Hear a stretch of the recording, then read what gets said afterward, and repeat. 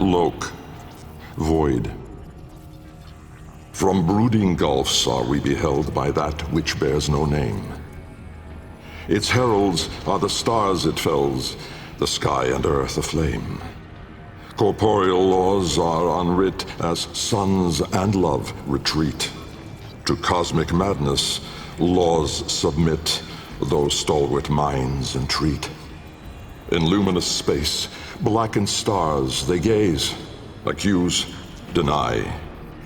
Roiling, moaning, this realm of ours in madness lost shall die. Carrion hordes trill their profane accord with eldritch plans. To cosmic forms from tangent planes, we end as we began. Hey all, Siege here, and today let's discuss what we consider, at least at this point, to be understood as the figure responsible for the discovery and development of void technologies within the universe of Warframe, Albrecht Entrati. Arguably the most important scientist of his era, with his character most likely being an homage to another famous scientist you might have heard of, one Albert Einstein. Now, Entrati is said to have been born after the Radiation Wars, but clearly before the Orkan had complete dominance of the system. These Radiation Wars are most likely something that happened within the Warframe universe specifically. However, it is possible they may refer to wars fought with nuclear technologies and thus could actually be further back in time than previously thought, with Warframe 1999 potentially being evidence of that. Entrati himself is shown all throughout the game at different points, sometimes as a named reference, while other times being shown in what appears to be memoriam, with statues and paintings being shown in multiple areas and quests. And now with the aforementioned newest narrative updates appearing to feature him front and center, I thought it was time to take a deep look into the character himself, his story as we know it, at least to this point, the Requiem words he developed, which are viewable in the Necralisk, and finally, what the future may hold for this character. These Requiem words each provide a bit of his life as well as experiences, detailing what would come to be both his most notable achievement as well as his most nefarious encounter, something that would change the rest of his existence. The newest dialogue we received in the Whispers of the Wall trailer may suggest that while these words clearly do hold power, he might not necessarily know how they hold power, which is significant, and we'll get into why that is later in the video. However, the Requiem words do tell a story. Zata. Truth. It began long before us, we who now live our perfect and dull, endless lives. It began long before these moon palaces and body markets hurling around our golden sun. It began long before our light coil thinkers, our radiation wars, our oil, smoke. It began with us. The continuity and its twin, wanderlust. The need for unseen shores deep in our marrow. No judge, jester, queen, or king can escape this old blood. We are nomads, eternal.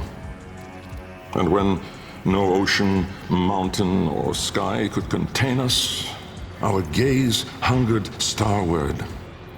Afar, they mocked us with their brittle light, winking and jeering like dangling iotons, forever out of reach, illuminating the truth. Immortal as we are, we die with the sun. That's where I come in. Albrecht had theorized and worked to prove to their society that not only did another dimension exist, one he dubbed Untime, he was confident it would usher in a new way of life, allowing for extrasolar travel, energy production, and who knows however many other untold applications, all of which would eventually lead the Orkan society to arguably taking on the classification of a Type 3 civilization, with the ability to harness the power of what would amount to be an entire galaxy or more. The Void may even be greater in scale and scope, its actual size remaining quite vague within the lore. However, as the wiki suggests, it's responsible for, or at least connected to, phenomena such as time travel, parallel universes, pocket dimensions, teleportation, superposition, resurrection, and supernatural powers, so its ability for sheer energy production may even exceed that of a typical galaxy. He had a daughter, that being Euleria Entrati, mother on Deimos, as well as the narrator heard during the Duviri experience and author of the book The Tales of Duviri, which were themselves both a children's fairy tale, but more importantly lessons in emotional management, something they would come to find extremely necessary for void exposure, showing that she too was just as interested and most likely well studied in void travel and its nuances as he. Jahu. Form. My departure was a day less than any other. When I stepped inside the bell, I saw no crowd through its seriglass. No skeptical onlookers, no regal send-off. They all had given up on me and my paradoxical formulations. The wasted years had all shown the void to be just that. Nothing. No energy, no entanglement, no form. To spacefaring ambitions, a dead end. On the day, my laboratory was mostly vacant of witnesses, most of all of expectation. Only my sluggish attendants, my sagacious Kavat, Kalimos, and of course my daughter. I had raised her alone, but with inconsistent vigor. In those eyes, her mother's, I did see a terrible reflection of a man that did not exist. A brave and principled man about to make history. In truth, he was a void himself, an outcast, a joke, and nothing. Driven by my humiliation, failure had made me bitter and reckless. I would dive into the depths myself to prove them all wrong. I gave the signal. My daughter grasped the lever. Kalimos then belted out a desperate, rasping growl. But it was too late. Although discovering the void would be the culmination of his life's work, it would come at what appears to be considerable cost, due to a lack of demonstrable advances in his technology, which invariably led to a loss of interest from those funding his research, as well as other prospective investors. This pressed Entrati to forego typical safety measures and venture himself within a door he had constructed between this world and the other. In order to traverse the divide, he fashioned himself a protective chamber made of a seriglass bell, the same housing a shard of which can be purchased from if you visit Grandmother on Deimos. And with his daughter at his side, he prepared for what would come to be the greatest and theoretically most horrific moment in Orcan history. Vom. Order. The calipers yawed open the wall between worlds, stretching there a black trapezoidal gap. A door, a mouth. It yawned in the light of the room, splintering it to mesmerizing, unearthly hues. And I, inside the bell, dropping obliquely toward it from my gallows. Mass and time rippled as a sudden vortex jawed before me. My head was vapor, my feet lodestone. The bell around me flexed like a rat paralyzed in a winding, gulping snake. I faltered in the awe of it, stumbling against the seriglass, and with that shifted the bell's path through the wall. It grazed the caliper membrane, the edge of the door. No worldly edge was as thin, as sharp as could split even light. As the bell faintly grazed it, the seriglass was all at once rendered like strips of flesh by Dax's blade. My enclosure was beheaded in an instant, but still, I fell, sideways, into the void. It's interesting that the smallest miscalculation here led to such extreme circumstances. Had he not fell into the side of his vessel, the trip into the void may have produced entirely different results, with the bell staying intact throughout. This misstep would expose his physical body to the void. Thas. Chaos. Death was on me, I was certain. I was face down, eyes clenched, my heart pulsing the last of its seconds, and my lungs burning the last of its air. A sudden nostalgia gripped me. I grasped desperately for memory of a storm just past, the fumbling pitch of a child's song. Yet all these thoughts seemed to steal away from my mind like smoke through a vent. I would die empty. I then became aware of another sensation, physical, a web of pain, needles itching into my arm. At once I realized I was alive. Laying in the bill's shattered ceraglass, I groped the ground, warm stone, the floor of my laboratory. So, I had never left. And so, I had failed again. I heard a crunch alongside me. Someone stepping through the shattered glass. With great shame, I gasped and rose my head to face my daughter above me. But as I opened my eyes, it wasn't her. It was me. Hey, kiddo.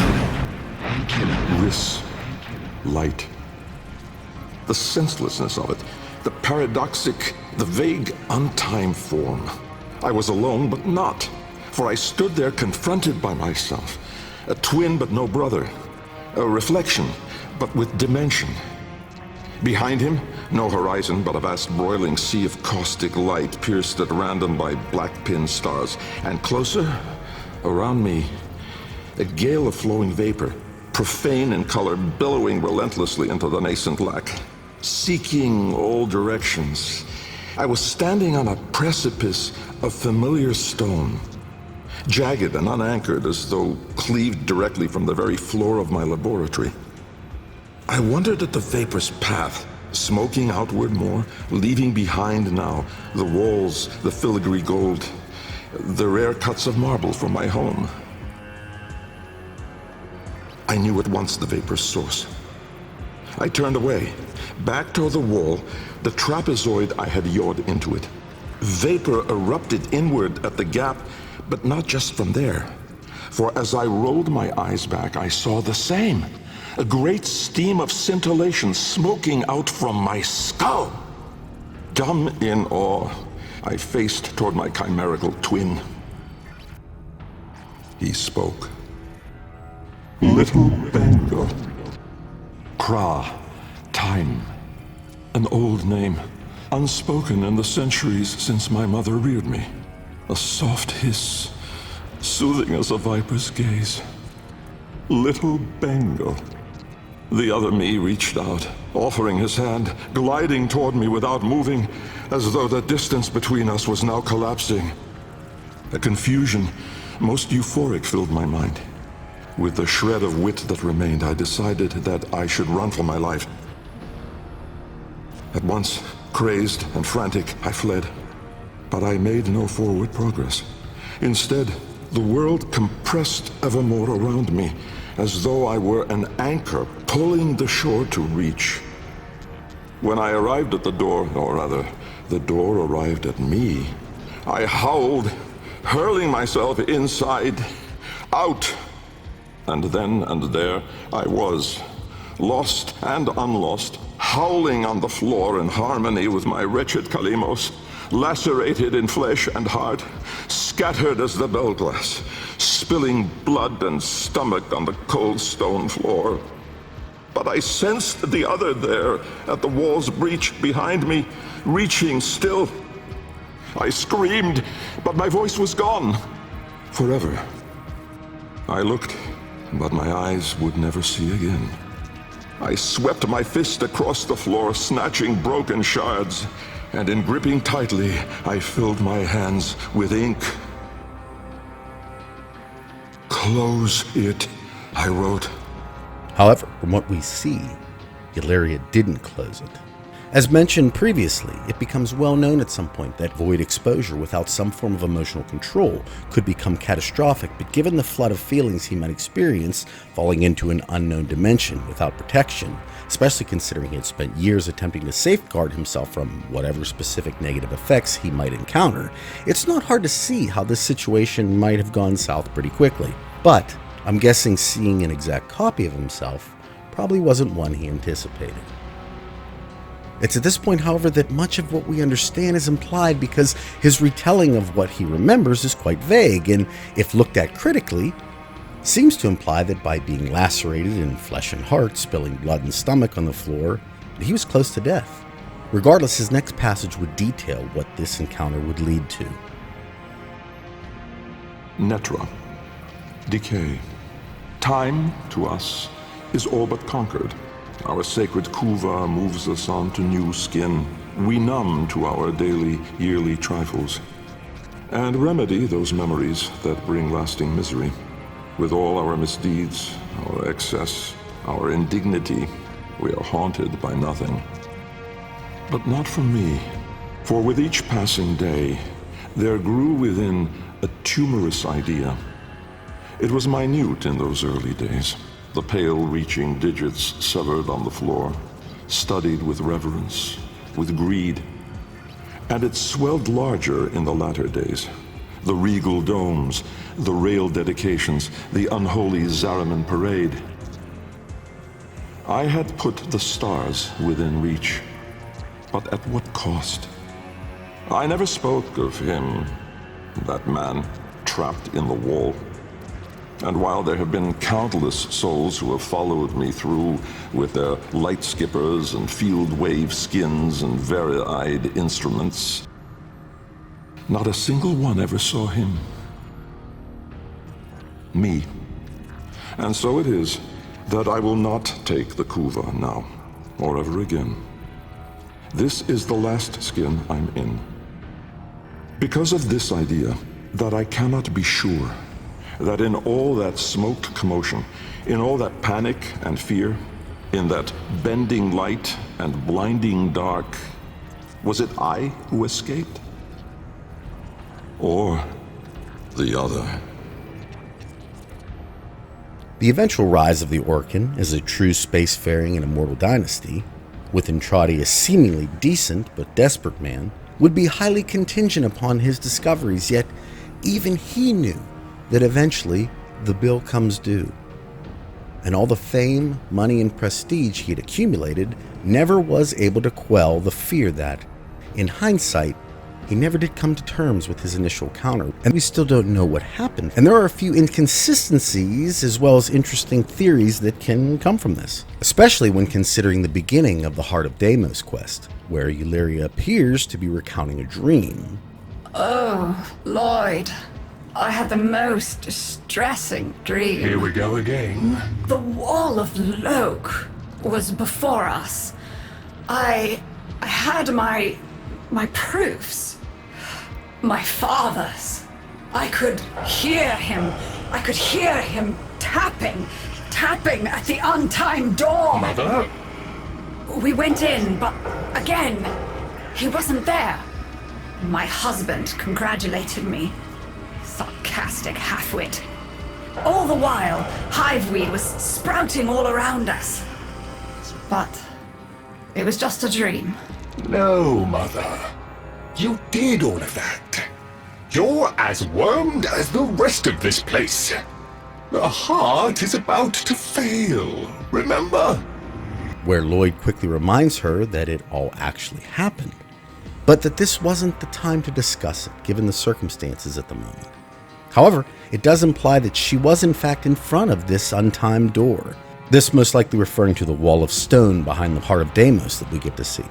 And she did see someone who looked like her father, which is significant given that most who've recorded sightings of this entity seem to always see themselves. Which leaves one to ask, did she see this or this? Whether this is the original door or another is also not necessarily clear. However, it would appear that this is the door, at least, that the man in the wall is currently interested in. Given both the information regarding the Whispers in the Wall quest, essentially beginning from this point, as well as the knocking and eerie whispers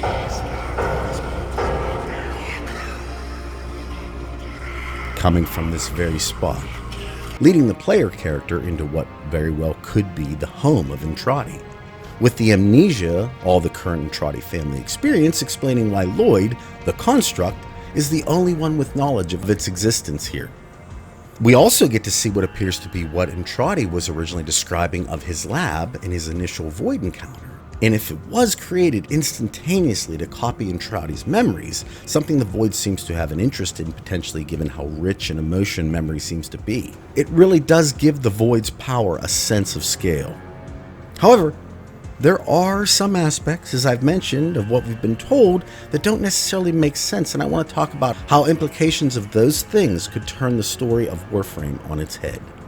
First, as mentioned before, it's important to note that at the time of his journey into and discovery of the Void, upon returning, he describes himself as next to death, and curiously, the pain he does choose to mention is that of his arm, which is very interesting given his arm's potential relevance, as well as the extent of his full injuries, him being lacerated in flesh and heart, spilling blood and stomach on the cold stone floor, even losing his sight in the process. Now, it's entirely possible that Entrati was medically healed at this point. We really don't know how advanced the Orokin were, but the only other option is the use of continuity, something the Zeraman tablets explicitly state as being Void-derived.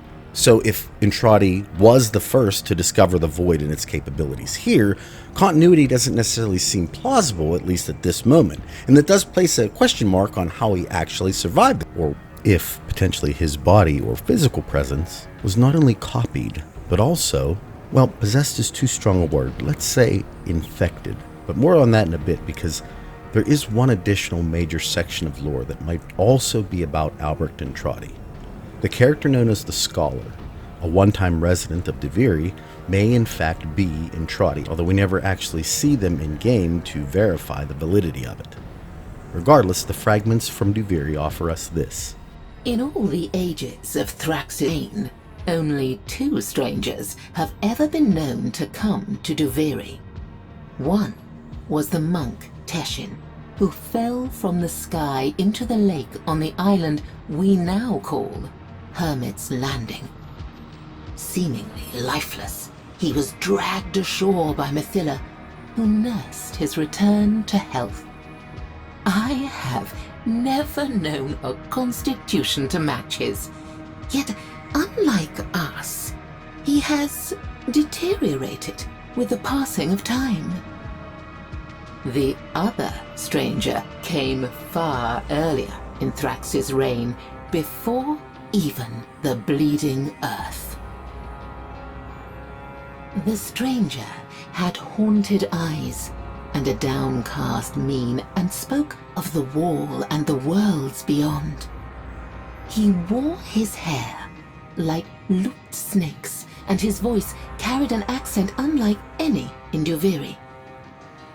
With the king's permission, he constructed a great laboratory of light-smoking mirrors and void lanthorns, which he claimed was the match of one he had once owned in a former life. The island where it stood was known as Scholar's Landing. The time would come, the stranger said, when Duviri would be needed. There was a work of repentance to be done, and he could not do it alone. What he meant by this, I cannot say, and cannot now ask. For Scholar's Landing vanished overnight. But I shall watch and wait and hope. Which would mean whatever form he took here would have been after his initial meeting with the Man of the Wall, as the Tenno's deal, essentially the time where the Drifter would have created Duviri, would have happened long after the technology that would have been required for the necessary void jump into Tau, causing everything we've seen. And bear in mind, I know Eternalism allows for a lot of events to potentially overlap, but as I've stated in a previous video, singular characters such as you and me experience the Warframe timeline in a linear path. So there should be in fact a timeline of events we can loosely base the past on. Within Duviri, he speaks of how this area will be needed to repent for some perceived injustice that occurred that needed to be made right. But then just as quickly, both he and his Thrax-commissioned lab were gone, leaving us with the question of, where is he now? which we will most likely get at least an idea of in the coming quest.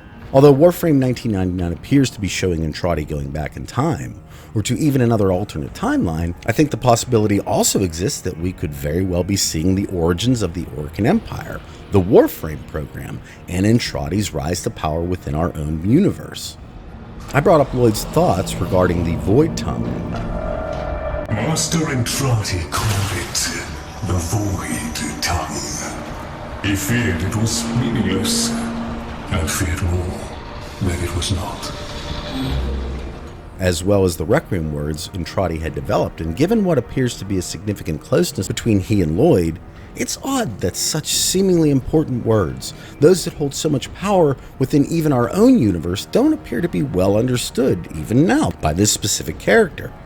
Further, Entrati's eviscerated body with no real explanation at all on how he survived seemed ominous to me, and after seeing the very end of the TennoCon trailer, I think I'm saying the quiet part out loud for a lot of people, but is it not possible that Entrati, at least physically, did not survive, and that the person we see here is, and maybe has always been, at least in part, the man in the wall? I've always found it fascinating how much is associated with the Void, and how much sheer technology came to this society based off this singular moment.